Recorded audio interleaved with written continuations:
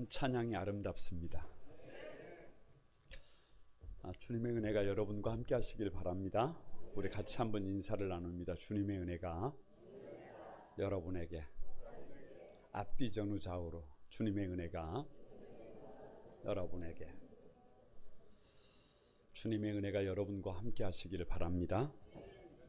가만히 저를 한번 주목해 보시기 바랍니다. 음식이라고 하는 것은 요리하는 분에 따라서 고유한 맛이 납니다. 똑같은 재료를 사용하고 똑같은 시간이 걸려도 요리하는 사람에 따라 전혀 다른 맛이 납니다. 음식을 잘하는 분들은 금식 중에 간을 보지 않아도 대강해도 음식이 맛있어요. 그런데 음식을 잘 못하는 사람은 저울에다가 달고 난리를 치고 생쇼를 해도 맛이 없습니다. 음식을 잘 하신 분들은 그냥 주방에 들어가서 뚝딱뚝딱 하면 한 일주일 준비한 것 같은 음식이 나오는데, 음식을 못하는 사람들은 한 일주일 고민을 하고 음식을 내와도 먹을 것이 없습니다. 그런데 한 가지 어머니가 비교적 요리를 잘하고 음식의 맛을 낼 줄 아는 집은 그 자식도 시간이 지나면 음식을 잘할 가능성이 많습니다. 그러니까 결혼을 해가지고 배우자가 음식을 잘 못해도 대략 한 1년만 기다려주면 음식을 하게 돼 있어요. 그런다고 할렐루야. 신앙생활도 비슷합니다. 신앙생활에는 깊은 맛이 있어요. 예수 그리스도를 인격적으로 만나고 그분이 내 주님이 되면 가만히 하나님의 말씀을 삶의 기준점으로 삼고 말씀을 묵상하면서 살아가다가 보면 삶의 자리에 변화라고 하는 것이 있어요. 다른 변화가 아니라 내가 죄인이라고 하는 것을 깨닫게 돼요. 그래서 믿음의 선배들이 베드로 같은 경우도 주님 앞에 섰을 때 나를 떠나소서 나는 죄인입니다 엉엉 울게 되고, 사도 바울 같은 경우도 나는 죄인 중에 괴수입니다 라고 자기 죄를 직면하고 하나님 앞에 통곡합니다. 바로 이것입니다. 신앙의 맛은 무슨 얼마 대단한 것을 말하는 것이 아니라 가만히 하나님 앞에서 자신의 죄인됨을 발견하고 펑펑 눈물을 쏟아내면서부터 맛을 알게 될 것을 믿습니다. 내 안에 있는 죄가 너무 싫어서, 내 안에 있는 죄가 너무 역겨워서 가슴을 치면서 통곡하면서 살다가 보면 어느 날 역기능하던 인생이 순기능으로 바뀝니다. 쓸모없게 느껴지던 인생이 없어서는 안 될 존귀한 인생으로 바뀌어 있는 것을 보게 됩니다. 한 가지 분명한 것은 믿음으로 살다가 보면 성경의 수많은 믿음의 선배들이 그런 과정을 이미 밟았어요.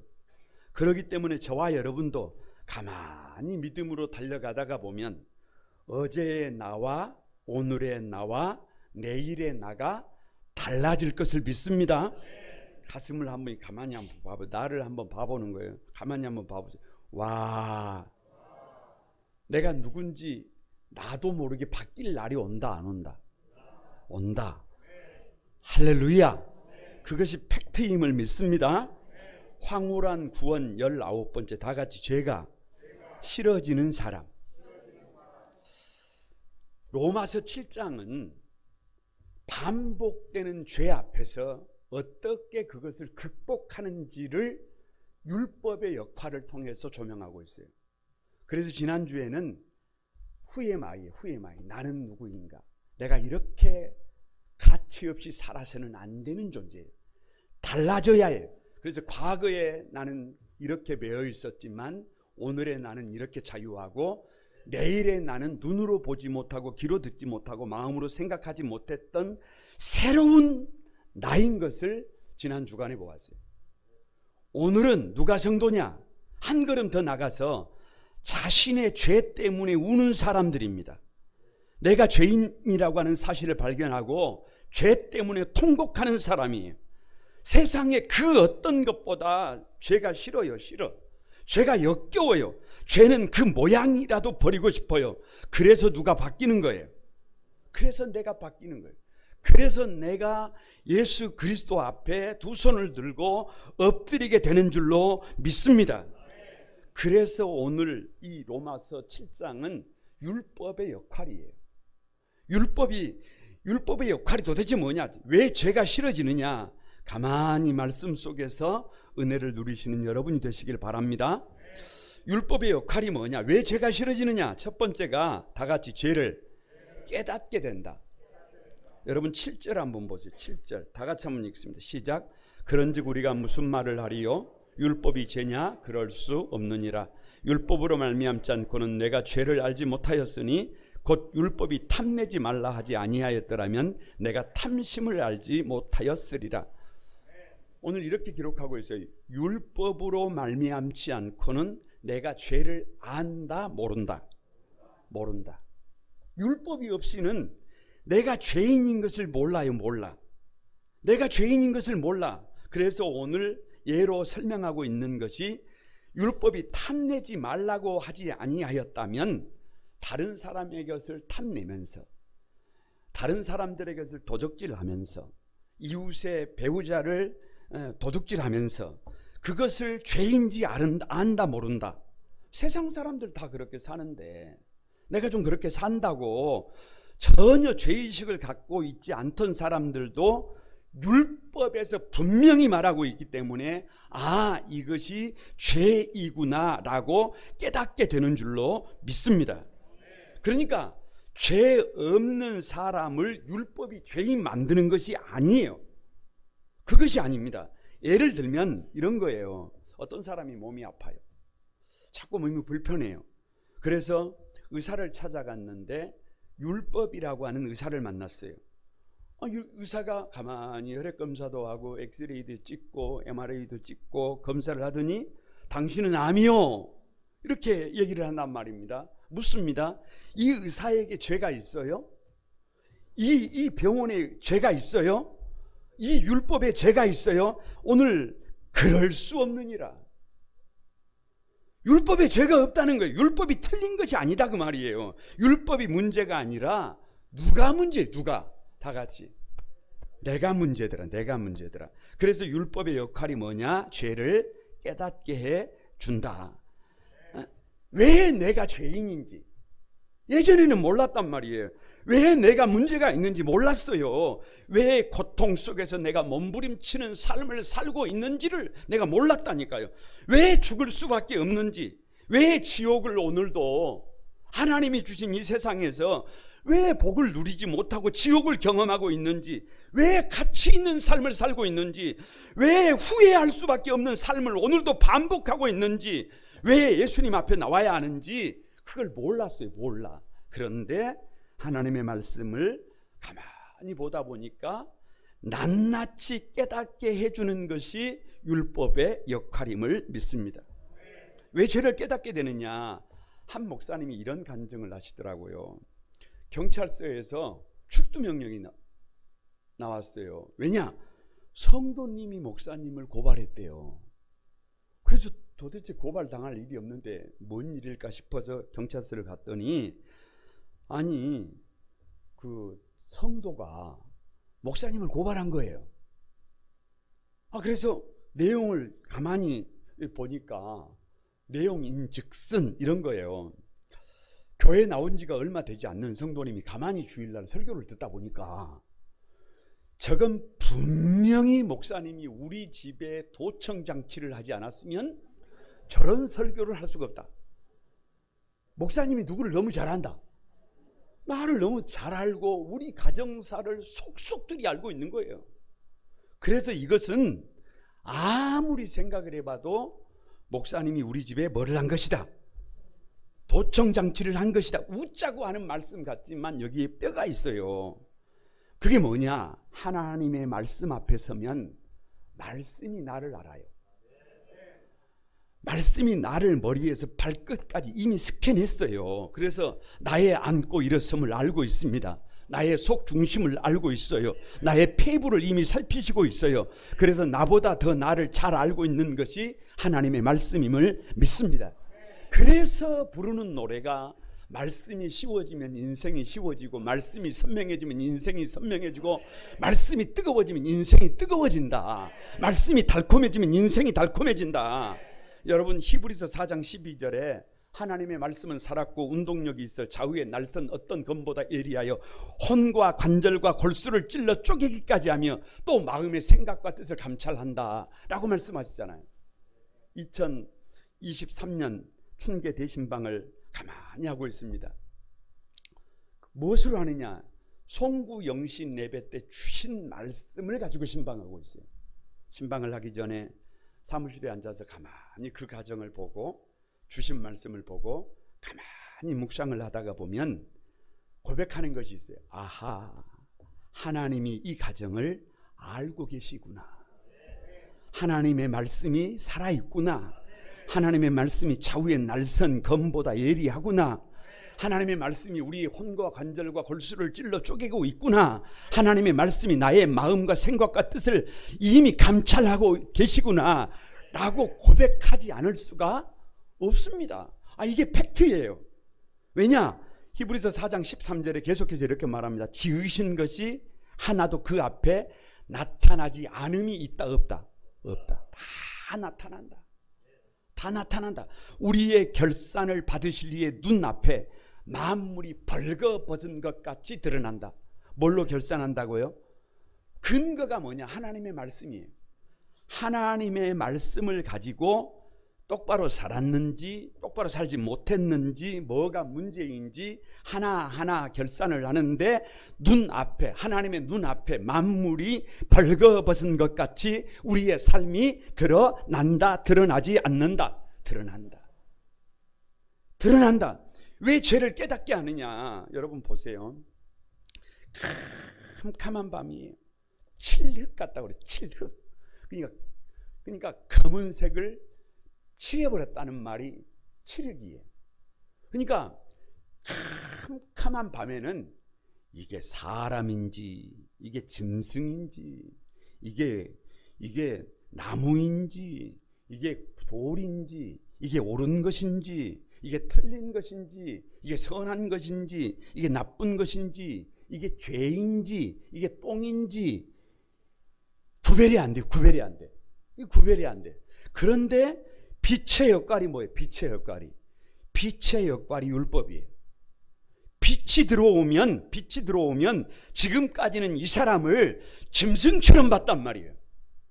지금까지는 이 사람을 여러분 원수로 봤단 말이에요. 그런데 빛이 임하니까 지난 2주 동안 드렸던 말씀이 뭐예요?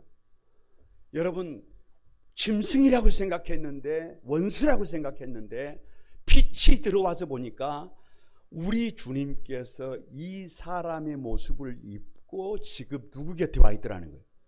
옆 사람으로 한번 봐보세요. 가만히 봐보세요.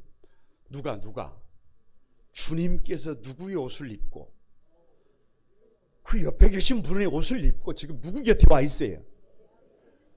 그러니까 믿음이 없이는, 해석의 능력이 없이는 그걸 볼 수 있어요, 없어요? 볼 수 없어요.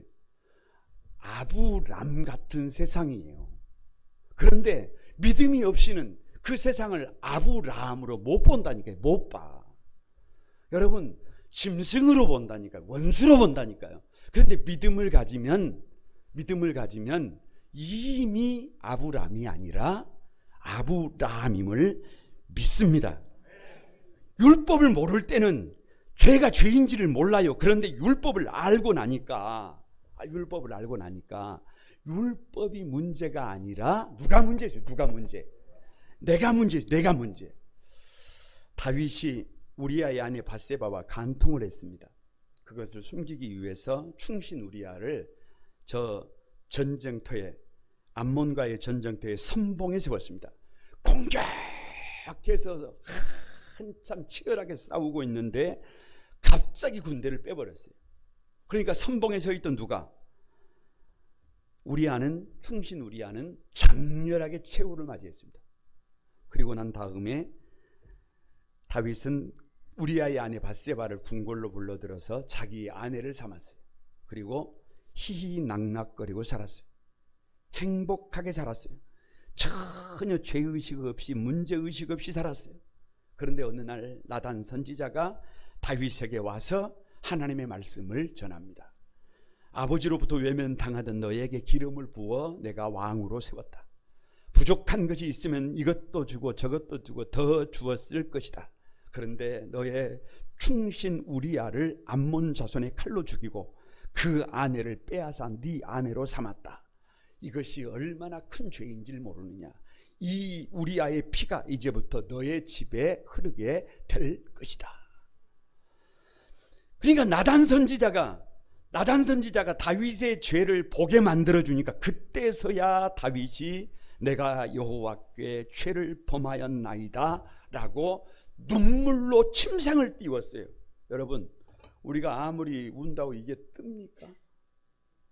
그런데 얼마나 눈물을 흘렸으면, 얼마나 자신의 죄를 직면했으면, 얼마나 자기의 죄를 탄식했으면 여러분 침상을 띄워버렸겠어요. 그 탄식을 할 수 있었던 그 근거가 율법의 역할이에요.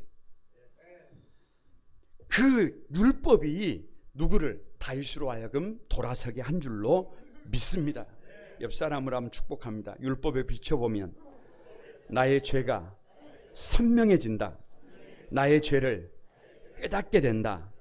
나의 죄 때문에 탄식하게 된다. 나의 악취나는 삶을 직면하게 된다. 여러분, 이 과정을 반드시 겪어야 해요. 그래야 새 삶을 삽니다. 율법의 역할이 뭐냐? 왜 죄가 싫어지느냐? 두 번째, 죄를 역겨워하게 된다. 다 같이 죄를 역겨워하게 된다. 8절을 한번 보세요. 8절 다 같이 한번 읽어봅니다. 시작. 그러나 죄가 기회를 타서 그 계명으로 말미암아 내 속에서 각양 탕심을 이루었나니 이는 법이 없으면 죄가 죽은 것임이라. 하나님은 이 죄라고 하는 놈을 의인화했어요. 인격을 가진 사람으로 설명하고 있습니다. 죄가 하나님의 말씀을, 율법을, 계명을 도구로 이용을 해가지고, 죄가 하나님의 말씀을 기지화해가지고, 죄가 계명을 빌미로 해서, 율법을 빌미로 해서 죄의 욕심을 이룬다는 거예요. 말이 좀 어렵기는 합니다. 다시 말하면 죄가 율법을 이용해서 우리를 가지고 논다는 거예요. 이걸 잘 알아야 해요. 잘 알아야 해요. 그래서 사단의 괴계가 뭐냐, 마귀의 전략이 뭐냐 그러면 마귀의 1차 전략이 이런 거예요. 선악과를 먹지 말라 하시더냐? 그 좋은 것을 먹지 말라고, 그 좋은 것을 하나님만 드시려고, 그것을 먹으면 너희 눈이 밝아져 너희도 하나님같이 된다. 오직 하나님만 섬기고 어떻게 살아? 전장터에서 살인이 뭐가 나빠? 간음이 뭐가 나빠? 다른 사람 다 그렇게 살고 있는데 거짓말이 뭐가 나빠? 탐욕이 뭐가 나빠? 물이 너무 맑으면 먹을 것이 있다 없다? 그렇게 쉽게 넘어가면 안 돼요.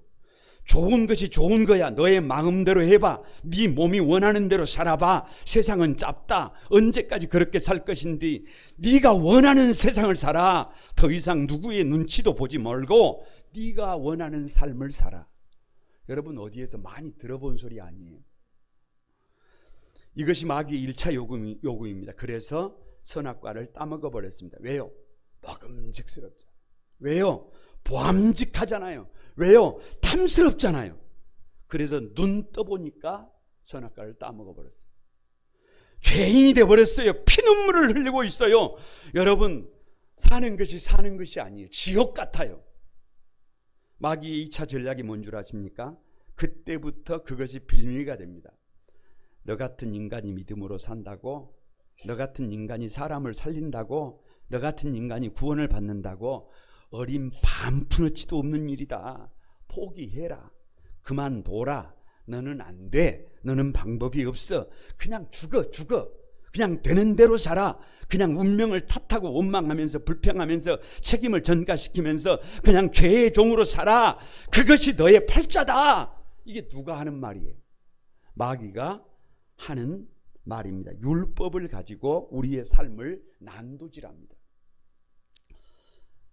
아담과 하와에게 가만히 설교를 준비하다가 아담과 하와를 좀 늦었지만 찾아가서 인터뷰를 하면 아담이 과연 뭐라고 할까 생각을 해봤어요. 이렇게 묻습니다. 아담씨, 그때 선악과를 따먹은 것이 이렇게 큰 재앙을 가지고 올 것이라고 생각했습니까? 라고 물으면 아담씨가 뭐라 그러겠어요? 우라통이 터져가지고 아마 씩씩거릴 것입니다. 누구에게 속았다. 죄에 속았다. 죄가 역겹다. 그놈의 뱀씨를 만나면 그놈의 모가지를 어떻게 한다? 꺾어 놓는다. 그러지 않겠어요?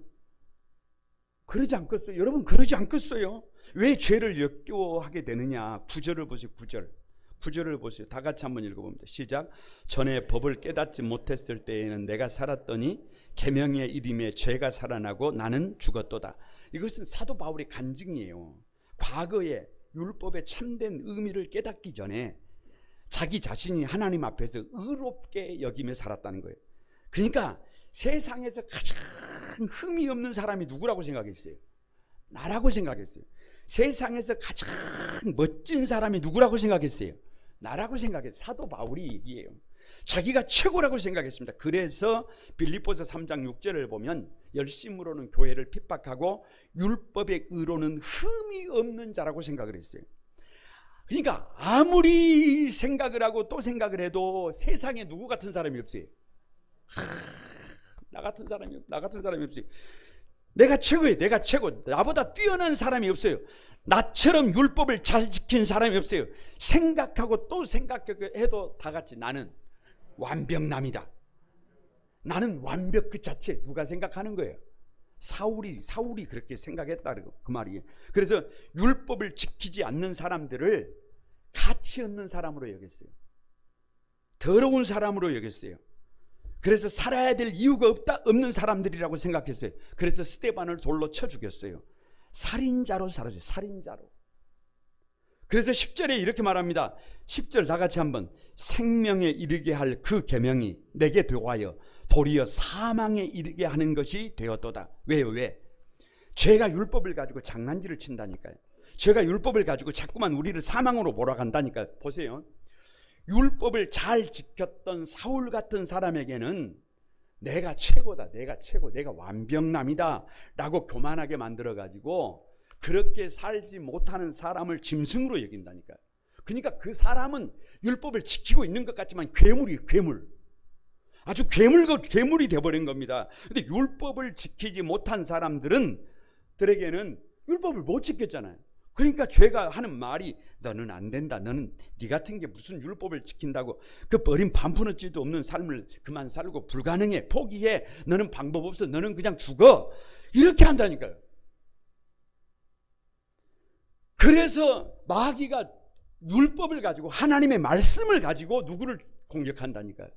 우리를 공격한다니까요. 그래서 예수님도 말씀을 가지고 시험을 받았다니까요. 하나님의 말씀을 가지고 올무를 겁니다. 그래서 9절에서도 계명이 이름에 죄는 살아나고 나는 죽고 10절에도 그 계명이 내게 도하여 도리어 사망에 이르게 하는 것이 되었도다. 죄가 계명을 가지고 하나님의 말씀을 가지고 장난을 치는 거예요. 여러분, 이단의 특징이 뭔 줄 아세요? 이단들이요 다른 걸 가지고 말하는 게 아니에요. 이단을 가만히 보세요. 그러면 말씀을 가지고 장난을 칩니다. 말씀은 사람을 살리라고 주셨는데, 말씀은 사람을 자유하라고 주셨는데 그 말씀을 가지고 사람을 꽁꽁 묶어버려요. 그래서 종으로 만들어요. 그래서 여러분 그 교회 밖에서 하는 성경 공부를 주의해야 한다는 말이 그래서 있는 거예요. 똑같은 옳은 하나님의 말씀을 가지고 사람을 이상하게 만들어버려요. 그래서 잘못된 신앙을 가진 사람들을 가만히 보면 그 잘못된 신앙 때문에 세상이 역겨워요. 지금도 지난밤에도 TV를 강타한 것이 뭐냐 그러면 잘못된 믿음을 가지고 사는 사람들의 삶을 모 방송국에서 소개를 했는데 10분 이상 보면 역겨워서 보지를 못한대요. 그것이 팩트예요. 그것이 팩트. 다시 말하면 죄라고 하는 놈이 율법을 가지고 누구를 농락한다. 우리를 농락한다. 그래서 역겹다는 말이 나오는 거예요. 왜 죄를 역겨워하게 되느냐? 한 목사님의 간증이에요. 시골에서 서울로 올라온 두 형제가 돈을 아끼려고 자취를 했습니다. 옛날에 많이 그랬어요. 그래서 어렵고 힘든 시기니까 반찬을 가지고 와야 되는데 반찬을 못 가지고 오고 집에서 장을 가지고 왔어요. 장을. 왜요? 왜? 옛날 생각을 해보세요. 그래서 뭐 없으니까 음식을 해서 먹지를 못하고 가져다가 어떻게 하는 거예요? 찍어서 이렇게 먹는 겁니다. 그런데 그 장을 놓고 가만히 먹고 있는데 장 맛이 가면 갈수록 좋아지는 거예요. 그래서 비리하기도 하고 고소하기도 하고 너무 장 맛이 좋아요. 그래서 너무 맛있게 먹었단 말이에요. 그런데 어느 날 이제 장이 떨어질 때가 돼가지고 얼마나 남았나 하고 이렇게 봤더니 이게 뭔 일이에요? 아니 속에 큰 쥐가 한 마리 빠져가지고 다 썩어가지고 그동안에 비리하기도 하고 구수하기도 하고 그걸 뭐를 먹고 있었던 거예요. 그러니까 그걸 모를 때까지는 비리하기도 하고 구수하기도 하고 맛있었는데 그걸 알고 나니까 그 날 저녁에 종일토록 헛구역질을 하고 난리가 나고 그 다음날 새벽에 교회에 와가지고 목사님 지난 몇 달 동안 썩은 쥐를 먹었어요. 이걸 어떻게 해요? 뭐까지 받았어요? 이미 먹은 걸 어떻게 해요? 이게 무슨 말이에요? 죄라고 하는 놈이 그런다 그 말이에요. 죄라고 하는 놈이 그래요. 몰랐을 때는 재미가 있다니까요. 죄라고 하는 것이 먹음직도 하고 보암직도 하고 지혜롭게 할 만큼 탐스럽게 보인다고 하니까요. 저것만 가질 수 있다면, 저것만 할 수 있다면, 아니 감각적이라니까요. 그런데 그 죄가 나를 얼마나 망치고 있는지를 알면, 그 죄가 나를 얼마나 가치 있게 만드는지를 알면, 그 죄가 나뿐만 아니라 우리 자녀들까지, 우리 자자손손 지옥으로 몰고 가는 것을 알면 그 죄가 역겨워진다니까요. 더 이상 그 죄 가운데서 살아갈 수가 없다니까요. 더 이상 죄인으로 살 수가 없다니까요. 그냥 그렇게 되는 대로 살 수가 없다니까요. 그냥 그렇게 죄에 끌려다니는 삶을 살 수가 없어요. 왜요? 역겨워진다니까요. 옆 사람을 한번 축복합니다. 죄가 역겨워져야 합니다. 죄가 역겨워져야 합니다.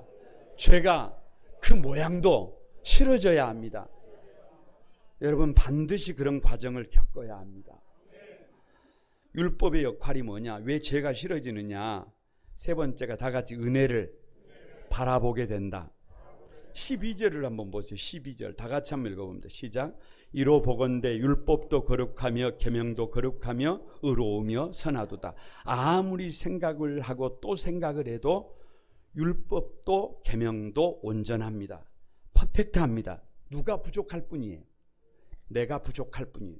내가 모자랄 뿐이에요. 내가 율법을 지키지 못해서 그렇지 율법은 오늘 찬양처럼 완전합니다. 율법은 거룩합니다. 선합니다. 그래서 13절에 계속해서 이렇게 말씀하십니다. 같이 한번 읽어봅니다. 시작. 그런즉 선한 것이 내게 사망이 되었느냐? 그럴 수 없느니라. 오직 죄가 죄로 드러나게 하기 위하여 선한 그것으로 말미암아 나를 죽게 만들었으니 이는 계명으로 말미암아 죄로 심히 죄되게 하였음이라.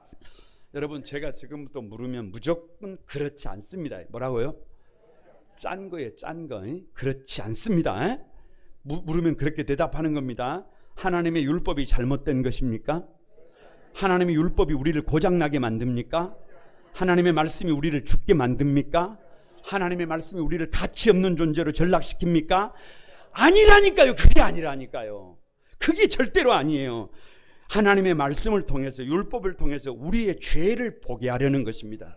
율법을 통해서 우리를 고장나게 하고 병들게 하고 우리를 무기력하게 하고 고장나게 만드는 것이 목적이 아니라 우리가 죄인됨을 보게 하는 거예요. 우리 스스로에게 방법이 없음을 우리로 하여금 예수 그리스도를 바라볼 수 있도록 안내하고 있음을 믿습니다. 왜 은혜를 바라보게 하느냐? 거두절미하고 하나님이 우리에게 주신 율법 그 율법의 궁극적인 목적이 뭐냐? 복음을 향하게 하는 거예요. 복음의 길을 열게 하기 위함이에요. 율법 앞에서 내가 죄인이라고 깨닫는 순간에, 절망이라고 느끼는 순간에, 내게 선한 것이 없다고 느끼는 순간에 율법은 나를 보지 않고 영광스러운 예수님의 십자가를 보게 합니다. 그러므로 율법은 우리를 그 영광스러운 예수님의 십자가를 향하는 존재가 되게 함을 믿습니다. 율법은 우리를 영광스러운 그리스도에게로 인도한다니까요.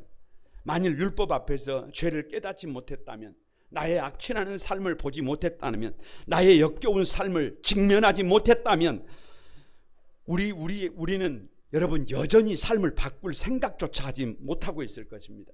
그런데 율법을 통해서 내가 얼마나 무능하고, 내가 얼마나 연약하고, 내가 얼마나 죄덩어리이고, 내가 얼마나 괴물인가를 깨닫게 될 때, 그때 주님을 바라보게 되어 있습니다. 여러분, 이 땅에는 아직도 하나님 없는 자의 삶을 사는 이들이 얼마나 많이 있는지 몰라요. 이 땅에는 아직도 내가 죄인이라고 하는 사실을 모른 채 큰 소리치며 사는 사람들이 얼마나 많은지 몰라요. 아니 이 땅이 문제가 아니라 오늘도 주님 앞에 나왔는데도 불구하고 내가 죄인인지를 모르고 다른 사람들을 향하여 여러분 비아냥거리는 사람들이, 책임을 전가시키는 사람들이 얼마나 많은지 몰라요. 그런데 그 율법을 통해서 더 이상 나 자신을 바라보지 않고 은혜를 바라볼 수 있다는 것이, 영광의 주님을 바라볼 수 있다는 것이 율법의 역할임을 믿습니다. 요한복음 5장에 보면 베데스다 연못에 많은 병자들이 있어요. 그래서 그 연못에 천사가 내려와서 물을 움직이는데 그때 못에 가장 먼저 들어가는 사람은 어떤 병에 걸렸을지라도 낫는다라고 하는 전해져 오는 전설을 믿고 병자들이 베데스다 연못가에 있습니다. 그런데 문제는 그 베데스다 연못가도 어찌 보면 순서가 있어요. 순서가 가장 가까이에는 조금 더 건강한 사람, 그리고 요한복음 5장에 나와 있는 38년 된 병자는 이미 다 앞에 자기보다 약육강식의 세상에서 밀려서 가장 뒤에 있어요. 그러니까 이 38년 된 병자가 아무리 노력을 한다고 해도 가장 먼저 물이 동할 때 그 호수로 뛰어 들어갈 수 있는 확률이 있어요, 없어요? 없어요. 확률이 없어요. 그런데 여러분, 막상 그 베데스다 못가에 주님이 오셨을 때 약육강식의 세상에서 자기 자신에게 희망을 둔 사람, 조금이라도 건강한 사람, 조금이라도 그 약육강식의 세상에서 다른 사람을 뛰어넘을 수 있는 사람들은 주님을 보지 않습니다. 왜? 자기 힘으로 그 못에 뛰어들 수 있기 때문에. 그런데 38년 된 병자는 자기에게 희망이 없어요. 자기에게 답이 없어요.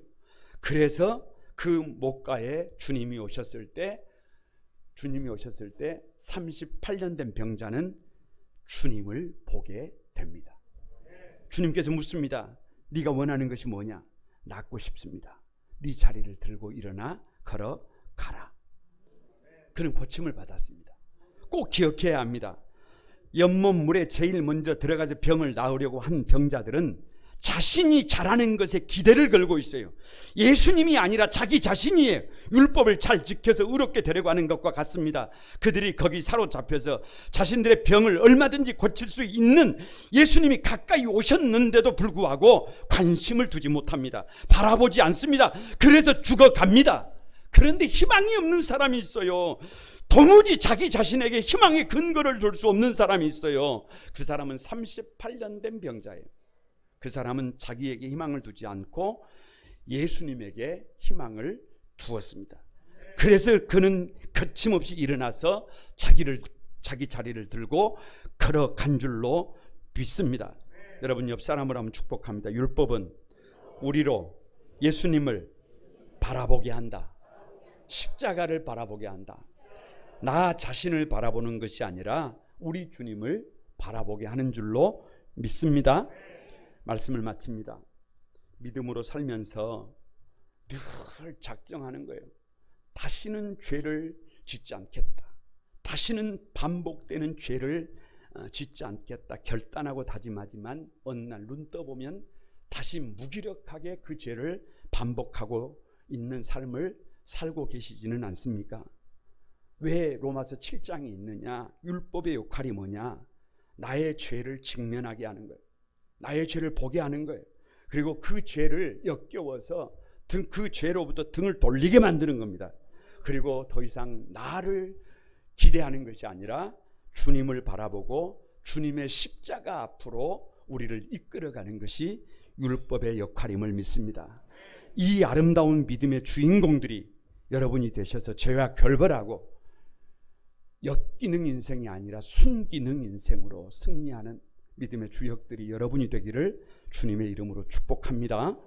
우리 찬양하면서 기도하겠습니다.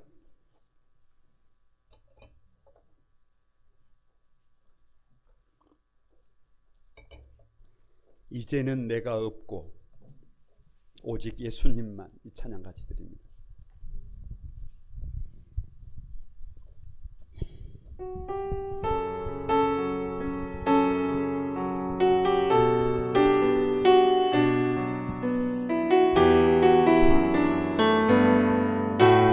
다 같이 드립니다. 이제는 내가 없고 이제는 내가 없고 오직 예수님만 내 안에 살아계신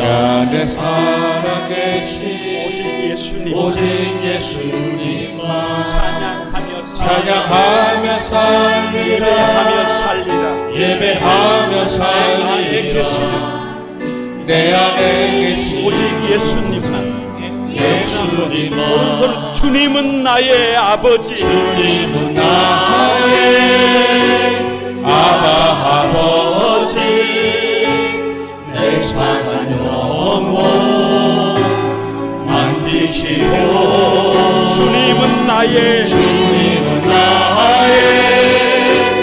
하늘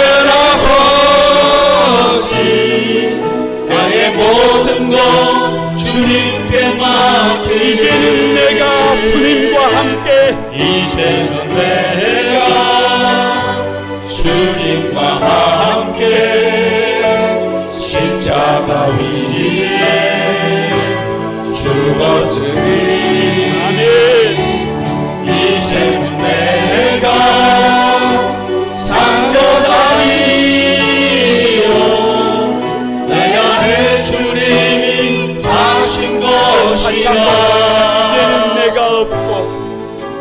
이제는 내가 없고 오직 예수님만 내 안에 살아계신 오직 예수님만 찬양하며 살리라 예배하며 살리라 내 안에 계시는 오직 여러분 두 손 들고 다 같이 주님은 나의 주님은 나의 아버지 날 사랑하는 영혼 만지시고 주님은 나의 하늘 아버지 나의 모든 것 주님께 맡기리 이제는 내가 주님과 함께 십자가 위에 죽었으니 이제는 내가 산 것 아니요 내 안에 주님이 사신 것이라 내가 없고 오직 예수님만 내 안에 살아계신 오직 예수님만 찬양하며 살리라 예배하며 살리라 내 안에 계시는 오직 예수님만. 여러분, 우리 같이 한번 기도하십시다. 아마 많은 분들이 죄를 짓지 않겠다고, 다시는 죄를 반복하지 않겠다고 결단하지만 무너졌던 경험들을 많이 가지고 있을 것입니다. 순기능하는 가치 있는 삶을 살고 싶지만 그렇게 살지 못해서 아파하는 사랑하는 성도들이 많을 것입니다. 달라져야 합니다. 새로워져야 합니다. 오늘 로마서 7장을 통해서 계속해서 묻습니다. 네가 누구냐? 너를 살리기 위해서 주님이 죽으셨다. 율법의 역할이 뭐냐? 죄를 직면하기 위해서다. 죄를 역겨워하고 죄에게서 돌아서게 하기 위해서다. 그래서 더 이상 나에게 희망을 두지 않고 예수 그리스도에게 희망을 두고 믿음의 삶을 살기를 요청하시는 아버지의 뜻이 있음을 믿습니다. 새로워지고 싶습니다. 달라지고 싶습니다. 하나님 은혜를 더해 주소서. 우리 다 같이 한번 주신 말씀 부여잡고 하나님의 은혜를 구하며 주여 삼창하고 같이 한번 동성으로 기도합니다. 다 같이 한번 기도합니다. 주의 거룩하신 아버지, 거룩하신 아버지, 달라지고 싶습니다. 새로워지고 싶습니다.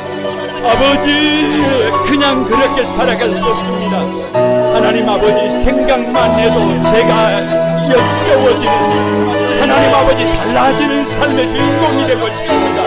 이제는 아버지 하나님, 역기는 인생이 아니라 숨기는 인생을 살고 싶습니다. 하나님 도와주소서. 하나님, 우리 성도들 한 사람 한 사람을 사로잡아 주소서. 능력으로 사로잡아 주소서. 우리 성도들 한 사람 한 사람이 환하게 웃는 삶을 살게 하시고 주님의 기쁨 되도록 도와주시옵소서. 우리의 속중심을 아시는 하나님께서 살피시고 은혜를 더해 주옵소서.